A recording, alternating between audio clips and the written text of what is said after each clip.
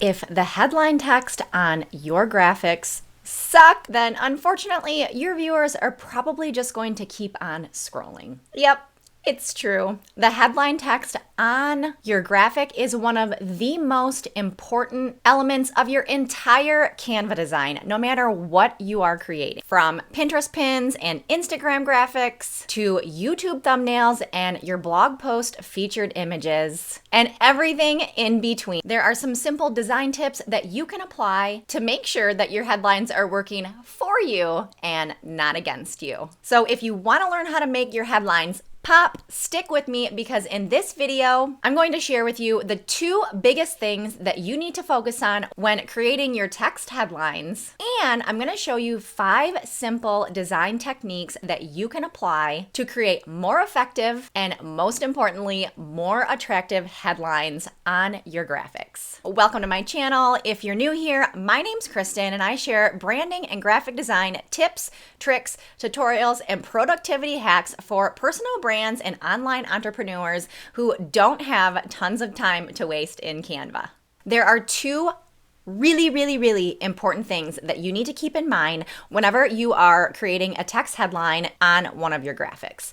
The first thing is that you need to make this text headline look interesting. If you're just slapping some generic text onto your graphic and there's nothing interesting about it, you're going to have a harder time grabbing the attention of your viewers. You and I both know that we are bombarded with so many graphics on social media and in the online space in general. So there has to be something unique and interesting about your text headline if you want your viewers to even pay attention to it in the first place. The second biggest tip that I have for you is that you need to be putting an emphasis on your keywords or key phrases in your headline. You need to think about which words or which part of the text is most important for your viewers to see. If you can suck them in for that, then you are golden. It's really easy to forget these 2 important things when you're creating your text headlines. So I recommend that before you actually jump into Canva, you think through your headline and figure out what is the most important part of it. Let's jump into my Canva account and I'm going to show you some simple but really effective design techniques and styles that you can apply to your own headlines. One thing that you can do to your headlines is angle text to make certain words pop. I find that angling text creates a bit of visual interest no matter what graphic you are creating. Angled text results in eye-catching Pinterest pins and scroll-stopping YouTube thumbnails while creating movement in your graphics. I often find myself choosing keywords to angle so they stand out from the rest of the text. And on top of angling text, there's even more you can do to make these words pop.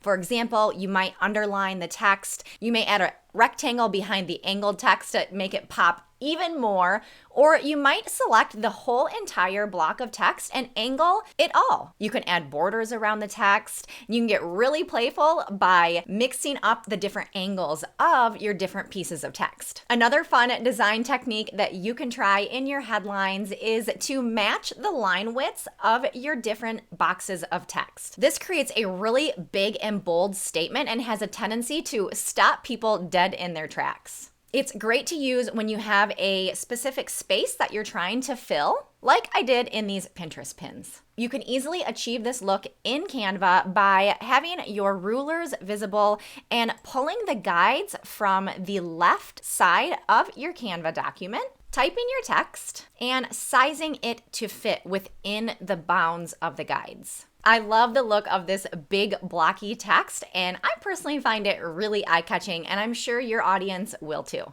Before we go any further, if you are enjoying these tips and you want more design inspiration in your life, be sure to subscribe to my channel so you can continue learning how to create amazing graphics alongside me. All right, let's get back to it. Another design technique that you can apply to your text headlines to make them really interesting is to mix and match different fonts. Now, ideally, this is going to be your brand fonts, and I'm a sucker for having a nice, big, bold, simple headline font and pairing that with a more script or handwritten accent font. I do this all of the time in my graphics. I'm always combining fonts, and you probably notice that I'm using a mix of these different design techniques in all of the examples that I'm showing you in this video. You can also use your accent font for different call-out words or adding a little bit of flavor to your headlines, but I would recommend that you keep your keywords or key phrases in your most readable headline font. When you're just getting started mixing and combining fonts, keep it simple and stick with no more than 2 fonts